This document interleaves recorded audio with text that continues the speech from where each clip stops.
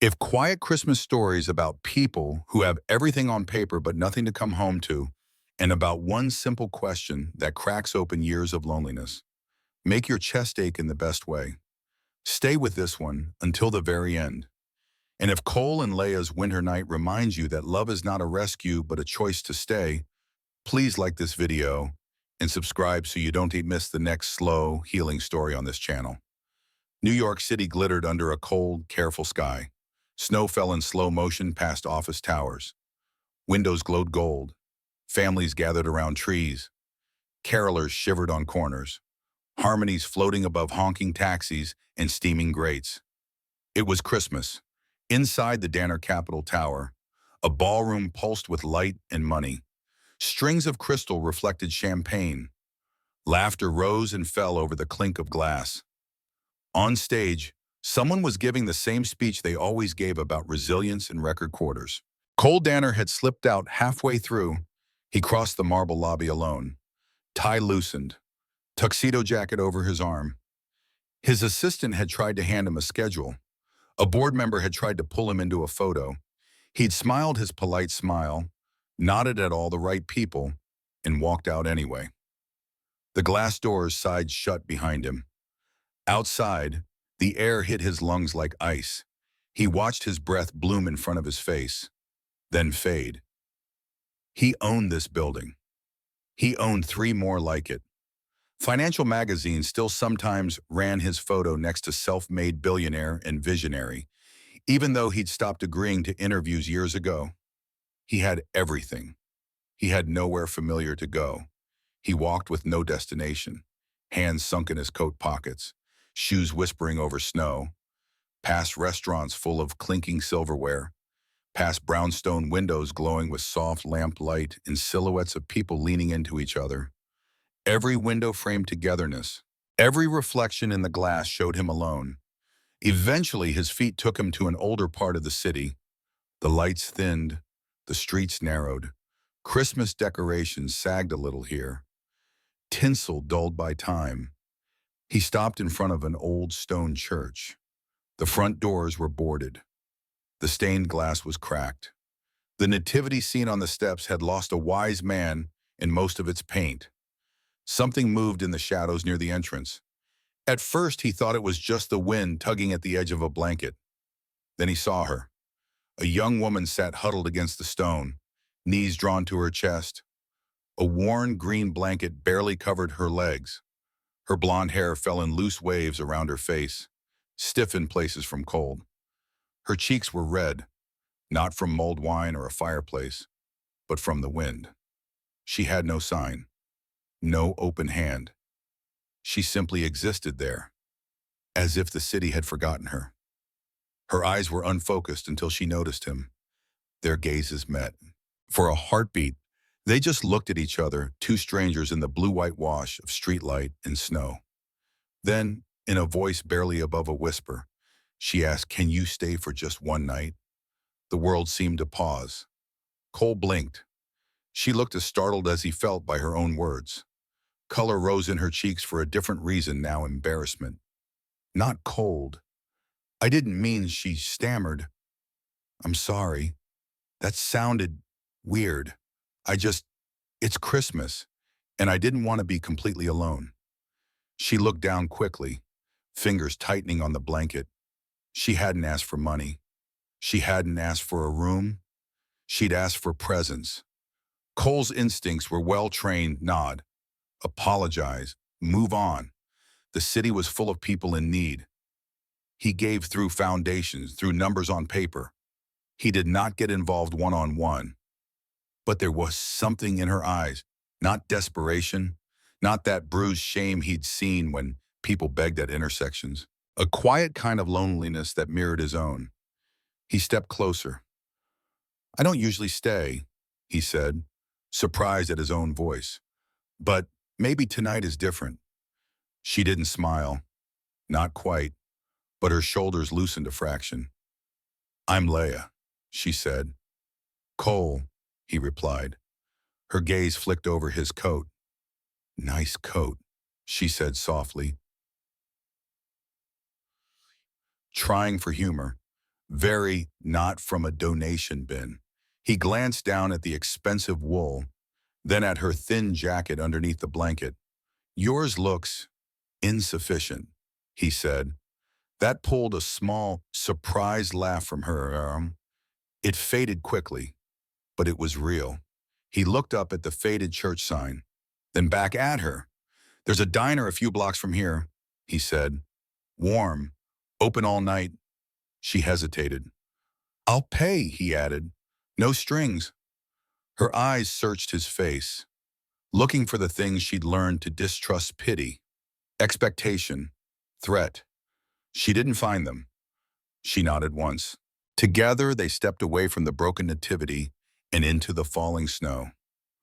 The question she'd asked, can you stay for just one night, still hung between them, fragile, real. He could have said no.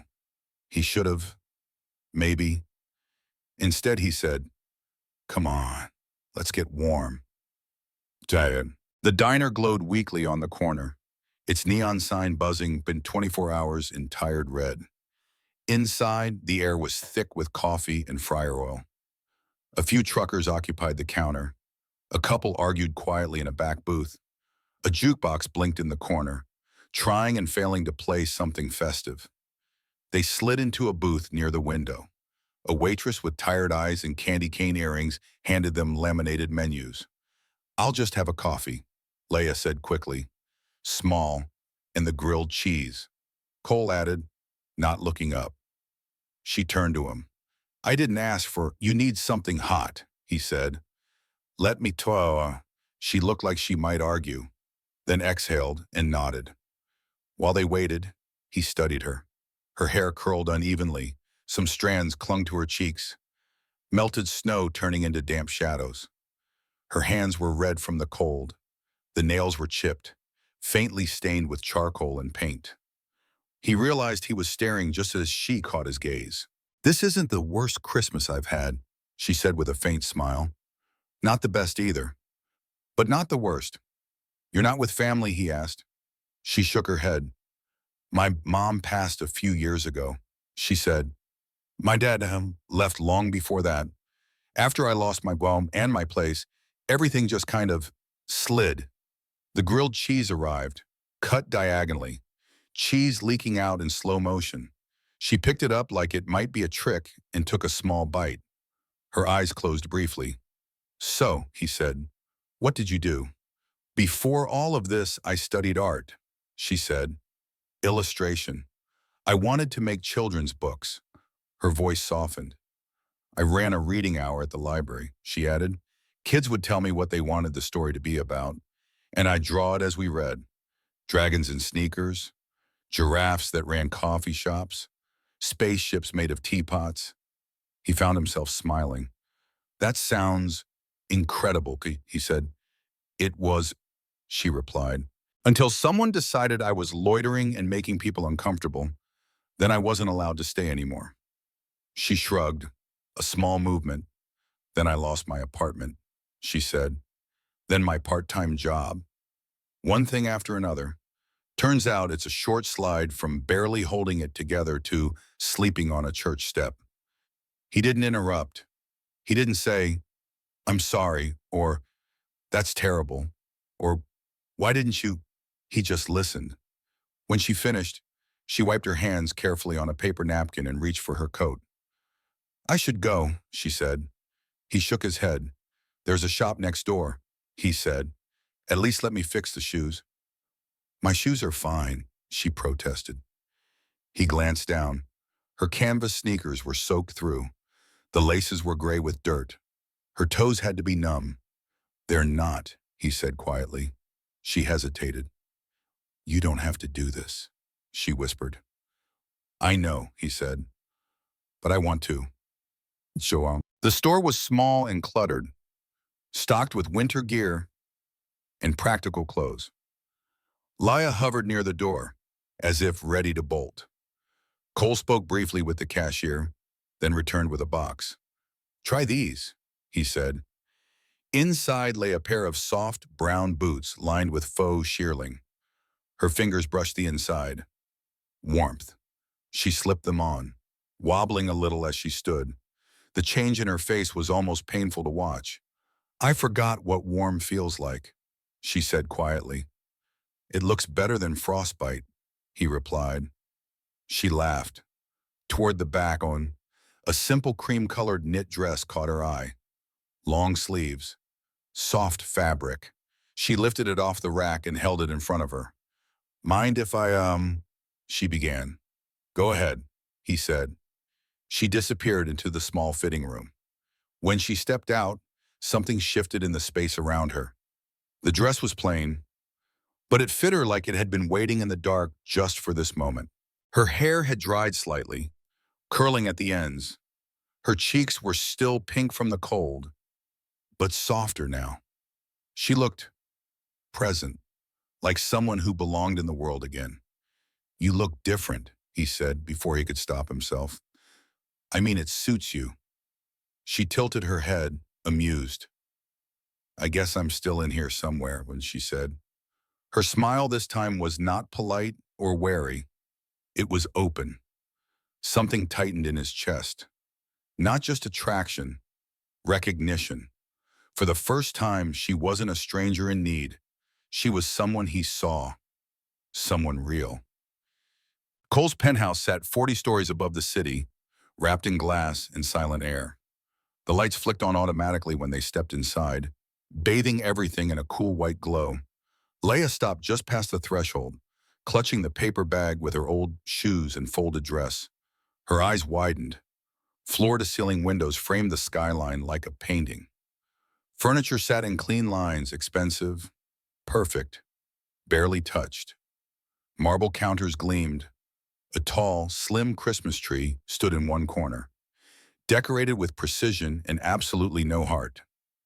"You live here alone?" she asked softly. He nodded. "Just me." She turned slowly, taking it in. "It's beautiful," she said. Then, after a beat, more to herself, "It's like a showroom, like no one ever really lives here." He didn't answer. He'd thought the same thing more than once. "I don't have much in the fridge," he said instead, "but there's canned soup, chicken noodle." She smiled. "Sounds like a feast." They ended up sitting on the floor, backs against the cold side of the couch, soup steaming in mismatched mugs. He didn't own real bowls. No one had ever needed them. Snow drifted outside the glass, a white hush over the city. Laya cupped her mug like it was treasure. "Thank you," she said after a while. "Not just for the soup, for tonight." "You don't need to thank me," he said. "Yeah, I do," she replied. Later, she wandered to the window, drawn like a moth to the lights below. The steam from the soup had fogged the glass just enough. She raised a fingertip and began to draw. A snowman, a cat with a crooked tail, "Oh, you draw like it's breathing," he murmured, joining her. "It keeps me human," she said simply. They stood in silence, watching the snow gather on ledges 40 stories up. When he spoke again, his voice was quieter. "When I was 8, I locked myself in the hallway closet on Christmas Eve," he said. She turned her head slightly, listening. "My mom had died that year," he continued. "My dad threw himself into work.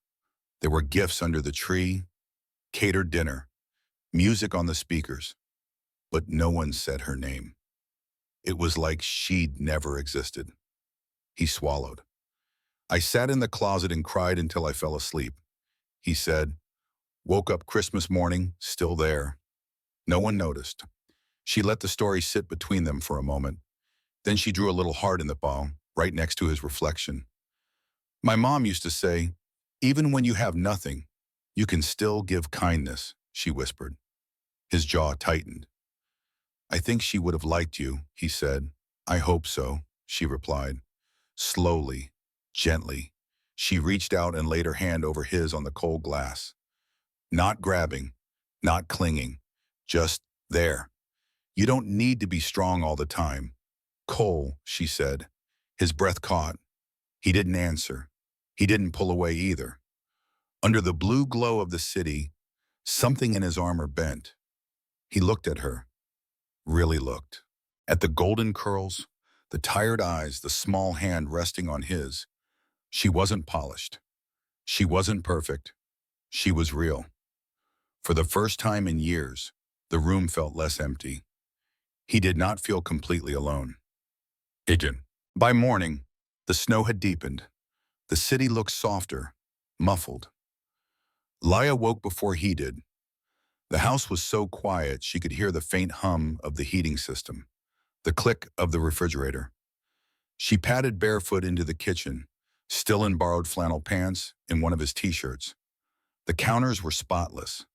The mugs from last night sat in the sink like intruders. She washed them, wiped down the counters, then hunted along the cabinets until she found the coffee machine. It was sleek, black, more complicated than a spaceship. It took 3 tries, but eventually the room filled with the smell of dark roast. She poured a mug for him and scribbled a note on the back of an envelope she found near the fruit bowl. "Thank you for the night. I'll leave after breakfast." Oh, she placed the note beside the mug. When Cole walked in minutes later, barefoot in sweats, hair mussed, he picked up the envelope first. He read it in silence. Then he looked up. "Stay, May," he said simply. "At least until the snow stops." She hesitated. "I've already taken more than I should," she said. "Please," he said. The words surprised both of them. She glanced at the window, where snow was still falling, thick and steady. "Okay," she murmured. The hours that followed felt like something fragile and new. They cooked together scrambled eggs, toast, more soup. He admitted he'd not really used his kitchen in more than a year. "You own this place and don't cook," she teased. "I use it to heat takeout," he said. "Does that count?" "No," she said. She showed him how to soften garlic and butter in a pan, how to chop an onion without crying. He watched with quiet attention, amused and slightly intimidated. Later, she drifted through the apartment, fingertips brushing the edges of his life.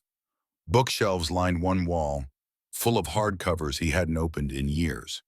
Without asking, she began to rearrange. "Color?" he asked. "Feeling dinner," she said. She grouped stories that belonged together, slid a battered children's book she found in a box behind rows of business titles.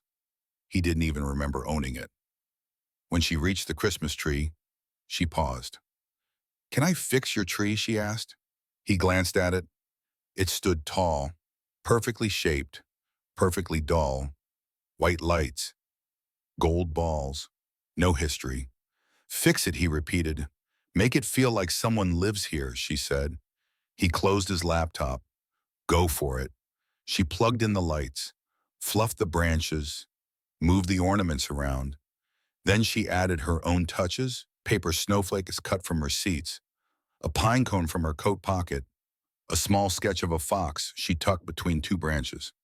The apartment changed, not dramatically, gently, like someone had finally exhaled.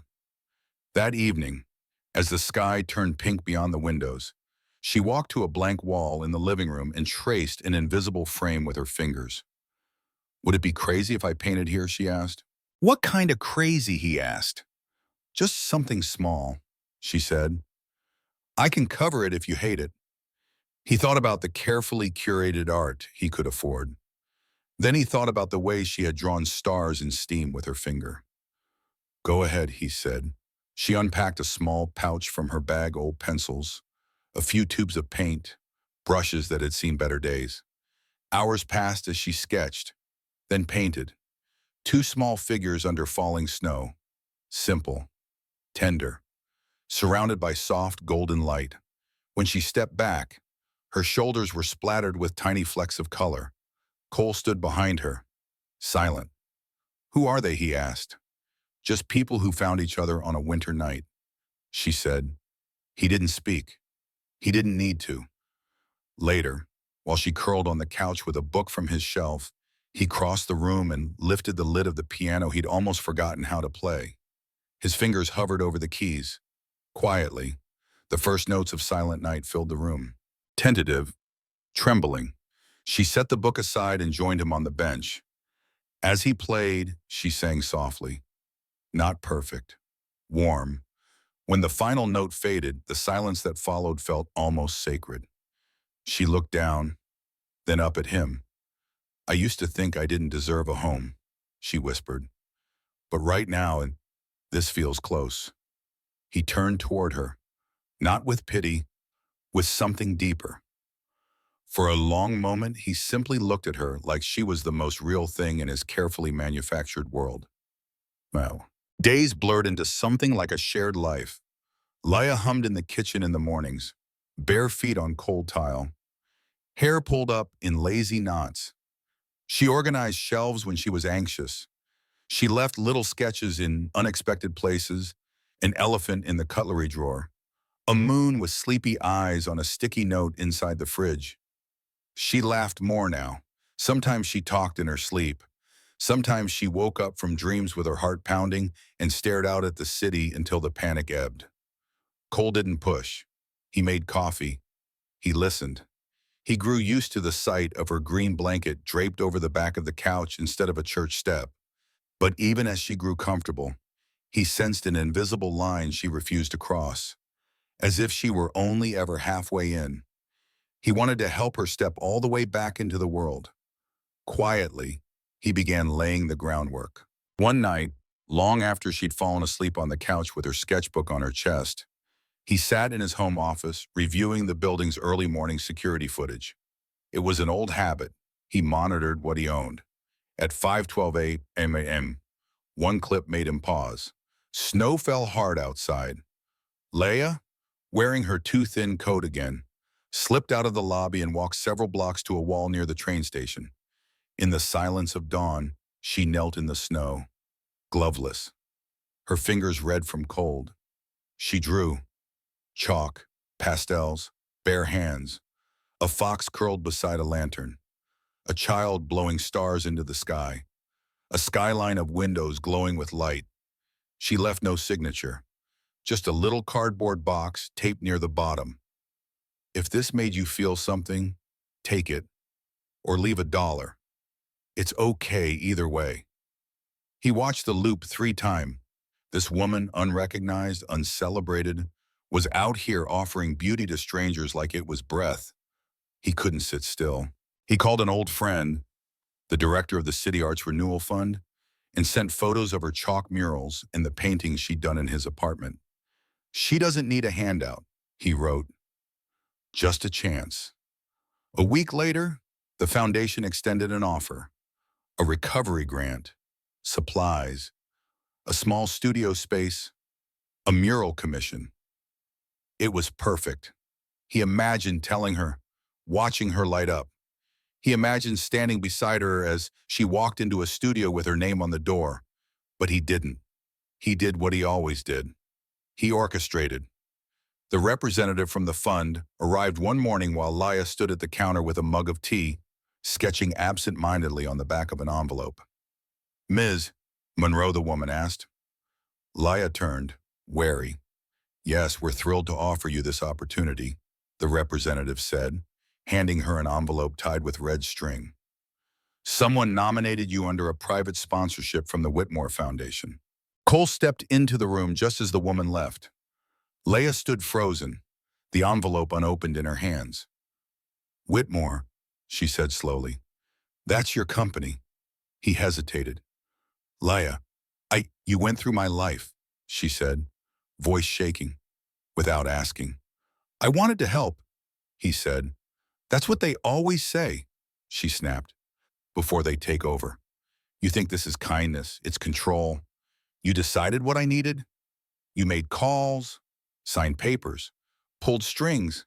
He opened his mouth, then closed it again. She held the envelope like it burned. You know what it feels like to be someone's project, she asked. Softer now, but no less sharp. To be helped so the other person can feel noble tears shown, but she kept her spine straight. I don't need saving. Cole, she whispered. I just wanted to be enough. He said nothing, because she was right. Every act, every silent move had come from the part of him that managed outcomes, that solved problems, that treated feelings like puzzles. You said I could stay one night, she said, but it always felt like I never left your shadow. She slipped off the cream sweater he'd bought her that first night and folded it gently onto the couch. I'd rather be cold, she said, than feel owned. Then she picked up her green blanket and walked out. The door closed with a soft click. Snow fell outside the window. Inside, everything remained the sketches, the scent of soup, the mural on the wall, but the breath of her was gone. Cole tried to find her. At first, he did it the way he did everything else. He called shelters, libraries, soup kitchens. He asked his assistant to pull camera footage from the neighborhood, fingers hovering over each request like a general directing troops. Halfway through typing an email to his head of security, he stopped. He saw what he was doing. Again, control, monitoring, solving her like a system glitch. He leaned back in his chair and closed his eyes. She had asked for space. He had never been good at giving that. Days passed. Snow thickened on the sidewalks. The penthouse felt more silent than ever. He left the TV on and as background noise.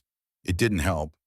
He wandered the city at odd hours, coat open to the wind, like he was daring it to numb something inside. He walked past the boarded church where he'd first seen her. The step was empty. The nativity scene had lost another shepherd. He sat outside the 24-hour diner for an hour, watching the door. The same waitress worked the night shift. No Laya. 3 days after she vanished, he saw it. Near the train station, on a forgotten side street between a laundromat and an abandoned kiosk, a new chalk drawing covered a brick wall. A little girl holding a lantern in the snow, eyes closed, peaceful. Underneath, in small, delicate handwriting, even in the dark, I remember the light. His breath caught. It was hers. It had to be. He crouched in front of it, reached out, then stopped himself from smudging the color. It was not his to touch. All he could do was feel it. She was still here, somewhere, still drawing light for other people. He had tried to own that light.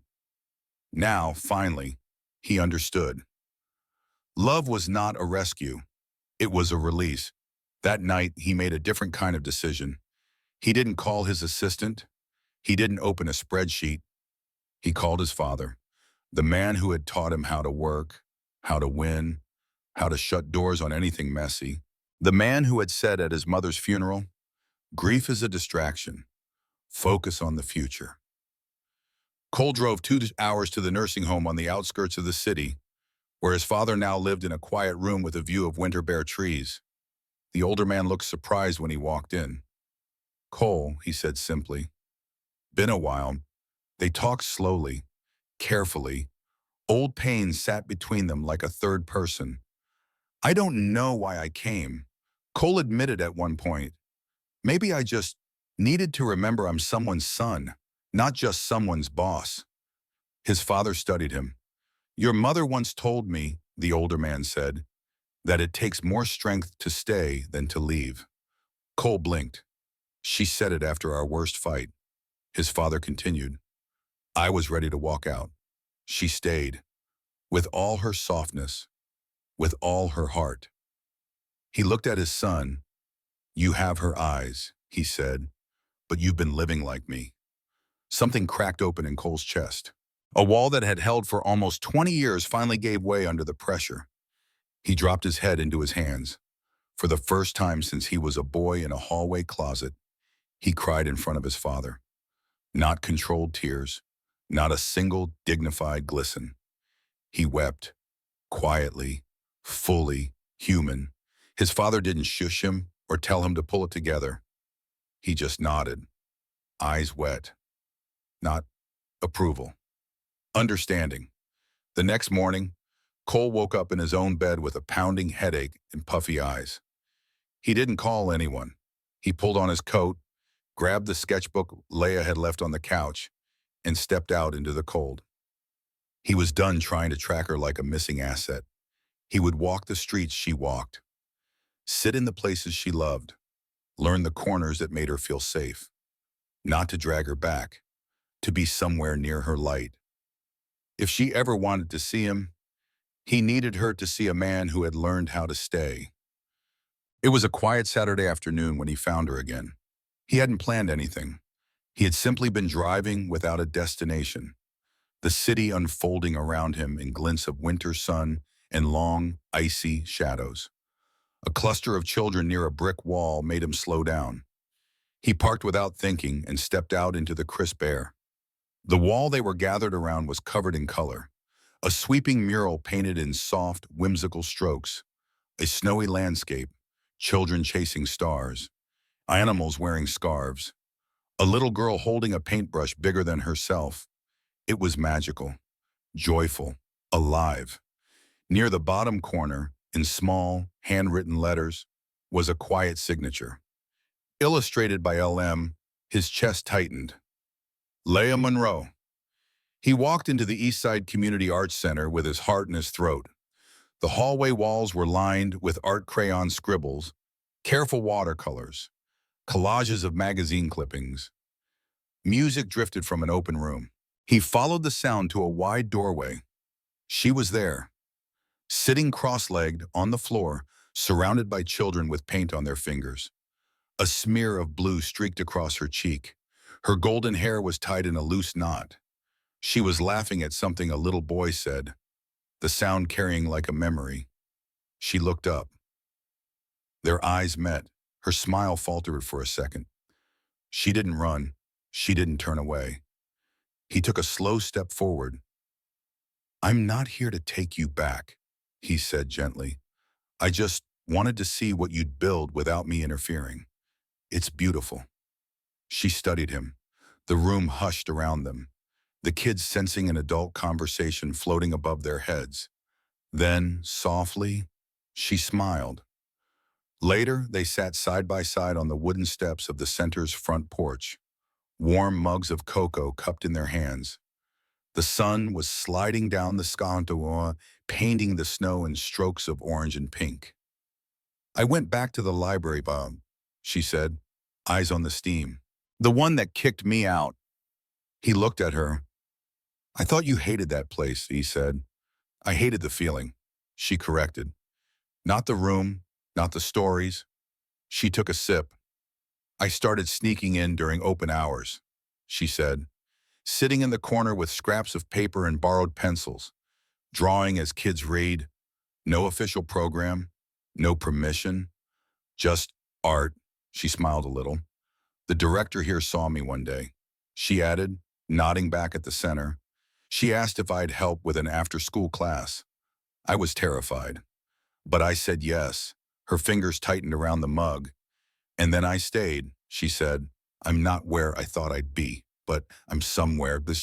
He nodded. He didn't interrupt. When she finished, he set his cocoa down. "I'm not here to fix anything, Laya," he said. "You don't need me for that.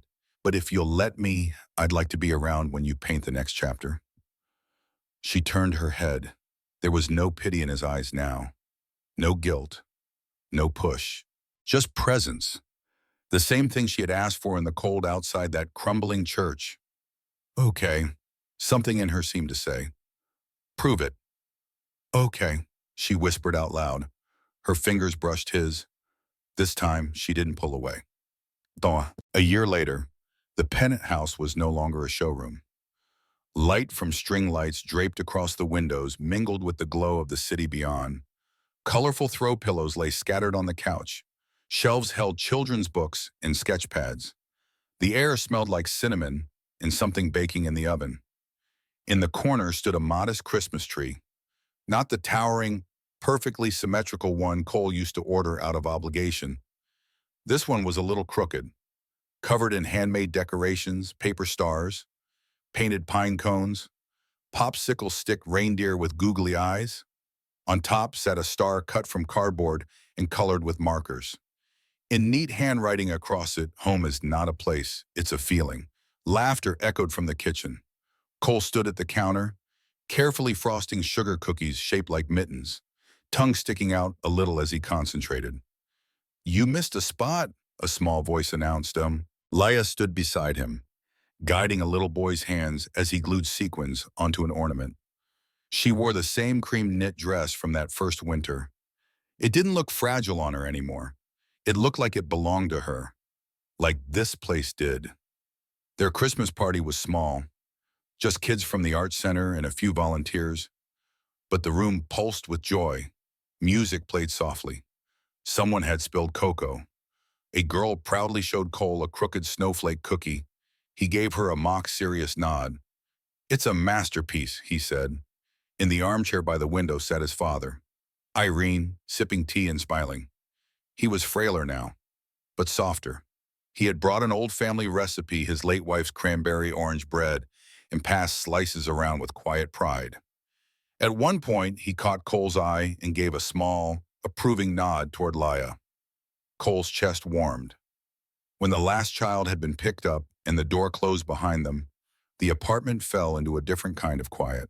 Not empty, resting. Cole stepped out onto the balcony. The city lights blinked below. Snow fell in soft, slow flakes, familiar and new all at once. Behind him, Laya gathered stray napkins and paper scraps, humming. He turned as she joined him outside, wrapping a scarf around her shoulders. Her breath puffed in tiny clouds. He reached into his coat pocket. No cameras, no witnesses, just the two of them and the city and the snow. He took out a small velvet box and opened it. Inside lay a silver ring, simple and elegant, with a tiny star etched into the band. "I don't want to rescue you, Laya," he said, voice low but steady. "I just want to stay. For every night from now on." Her eyes shimmered. She smiled through it. "Then I guess I'd better keep the hot cocoa warm," she whispered. His fingers trembled slightly as he slipped the ring onto her finger. She leaned into him. Snow swirled around them like a slow blessing. Later that night, Leia walked back to the window where, a year before, she'd drawn stars in the condensation with a shaking finger, wondering if she'd ever belong anywhere again. She pressed her palm to the glass. New sketches framed the view now. Photos from art classes. A crayon drawing a little girl had given her, labeled Miss Leia and Mr. Cole with lopsided hearts. She whispered on, as if to the snowflakes themselves, "I asked for one night, and I found forever." If this story touched your heart, made you breathe a little deeper, or reminded you that one small act of presence can change everything, please take a moment to like this video so more people can find it. And if you want more cinematic, slow, healing stories about second chance, unexpected kindness, and the kind of love that chooses to stay, don't forget to subscribe. Thank you for listening. And until next time, believe in warmth, believe in people, and believe in the power of one night.